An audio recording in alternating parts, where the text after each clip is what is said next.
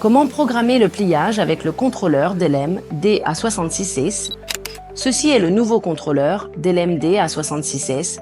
Depuis que le contrôleur DA66T a été abandonné, le DA66S remplacera désormais entièrement le système DA66T.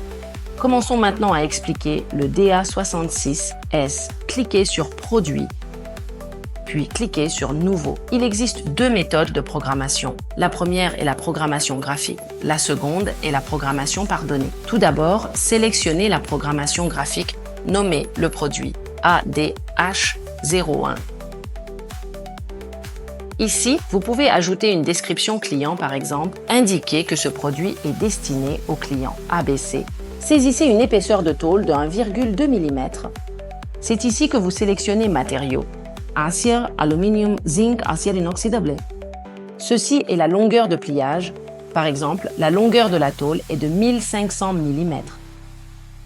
Voici les dimensions extérieures et intérieures. Lors de l'utilisation des dimensions intérieures pour le pliage, l'épaisseur ne sera pas déduite. Lors de l'utilisation des dimensions extérieures, l'épaisseur sera automatiquement déduite pendant le pliage.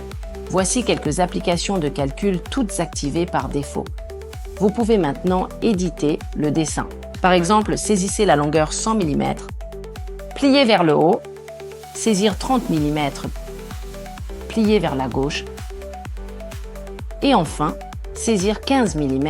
Le dessin du produit est maintenant terminé.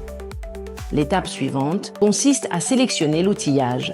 Dans la bibliothèque d'outils, passez au poinçon que vous utilisez actuellement. De même, dans la bibliothèque d'outils, sélectionnez la matrice que vous utilisez actuellement. Après sélection, cliquez sur la séquence DI, cliquez sur Calcul automatique. Le contrôleur a calculé la longueur développée de la tôle. Il vous suffit de découper la tôle selon cette dimension.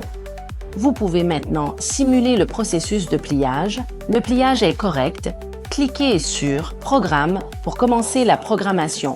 Cliquez sur Auto, puis passez à la première étape. Cliquez sur Exécuter.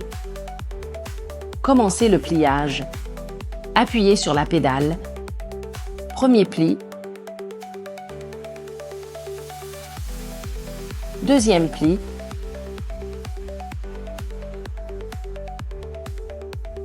Puis retour au premier pli. Ceci est la programmation graphique. Ensuite, nous allons démontrer la programmation par données. Cliquez sur Produit. De nouveau, cliquez sur Nouveau, sélectionnez la deuxième option, nommez le produit ADH02. Ici, vous pouvez ajouter une description client. Par exemple, indiquez que ce produit est destiné au client QWE. C'est ici que vous définissez le mode de pliage. Il existe la programmation en profondeur et programmation en angle. En général, choisissez la programmation en angle. Saisissez une épaisseur de pliage de 1,2 mm. Acier, aluminium, zinc, acier inoxydable. Sélectionnez le matériau numéro 1. Cliquez sur Accepter. Sélectionnez le poinçon dans la bibliothèque d'outils que vous utilisez actuellement. Choisissez la matrice dans la bibliothèque d'outils que vous utilisez actuellement. Saisissez la longueur de pliage 1500 mm, angle de pliage de 90 degrés. S'il y a deux plis, d'abord, pliez l'axe X du matériau restant à partir de la première coupe de 15 mm. Après avoir confirmé l'angle et la dimension, ajoutez un autre pli.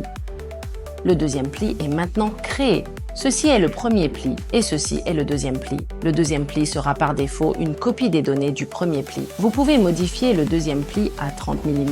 L'angle reste à 90 degrés. Vous pouvez ajouter un autre pli. Il y a maintenant 3 plis au total. Changez l'angle du troisième pli à 135 degrés. Modifiez la dimension de la butée arrière à 200 mm. Les 3 plis sont maintenant terminés. Cliquez sur Auto et allez au premier pli. Appuyez sur la pédale. Premier pli. Passez au deuxième pli.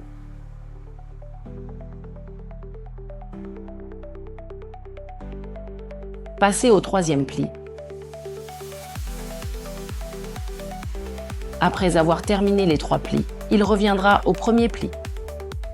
Ceci est la programmation par données. Nous avons démontré deux méthodes de programmation. L'une est la programmation graphique et l'autre est la programmation par données. Merci de votre attention.